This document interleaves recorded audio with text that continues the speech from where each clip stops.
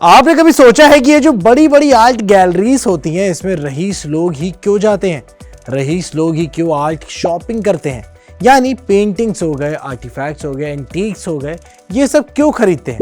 Middle class लोग क्यों नहीं? मतलब ऐसा तो होगा नहीं ना कि मिडिल क्लास लोगों को आर्ट की समझ ही नहीं होगी या फिर उन्हें आर्ट पसंद ही नहीं होगी। आर्ट को खरीदने के पीछे है उनका एक बहुत बड़ा प्लान। वो इस पे बचाते हैं लाखों का टैक्स। कैसे? आइए बताते हैं आपको। Rich businessman and companies in महंगी पेंटिंग्स को खरीदते हैं।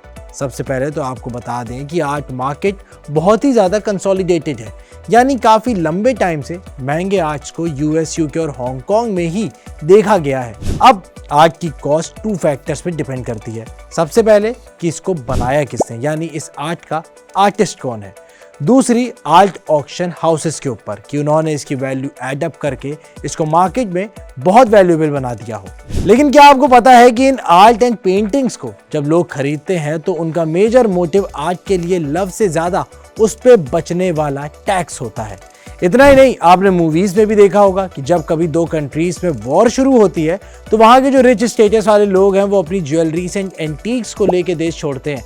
अब अपने घर को तो लेके खिसका नहीं सकते, तो जो वैल्यूएबल चीज होती है उन्हीं को। अब एक एग्जाम्पल से आपको समझाते हैं। मान लीजिए कि एक पर्सन एक्स है, उसने एक पेंटिंग खरीदी जिसकी कॉस्ट है 10 लाख रुपए।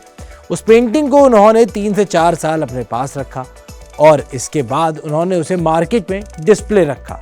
मतलब उसकी खूब मार्केटिंग करी, फोटोज डाली, वीडियोस बनाई खूब, और जिसकी वजह से उसकी वैल्यू बढ़कर 1 करोड़ रुपए हो गई। लोगों ने इंटरेस्ट दिखाया तो वैल्यू बढ़ गई।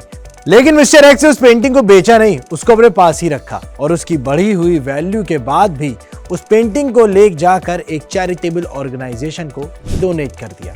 अब आप कहेंगे क्या पागल आदमी है भाई ये?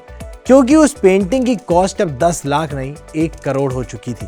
तो 1 करोड़ की पेंटिंग को जब डोनेट करा जाएगा तो उस पर 3 से 50% का टैक्स रिबेट मिलेगा अंडर सेक्शन 80G। और तो और उसे अब 10 लाख के इन्वेस्टमेंट पर 30 लाख का इनपुट टैक्स क्रेडिट भी मिल जाएगा, जिसको वो तब यूज कर सकता है जिस साल उसने बिजनेस में अच्छा खासा प्रॉफिट दर्ज किया हो। है ना भाई कमाल का आइडिया? अगर आपको भी ये आइडिया पसंद आया हो तो हमें कमेंट करके बताएं। वीडियो पसंद आई हो तो लाइक करना मत भूलिएगा और ऐसी तमाम काम की खबरों के लिए पैसा लाइव को सब्सक्राइब करना बिल्कुल मत भूलिएगा।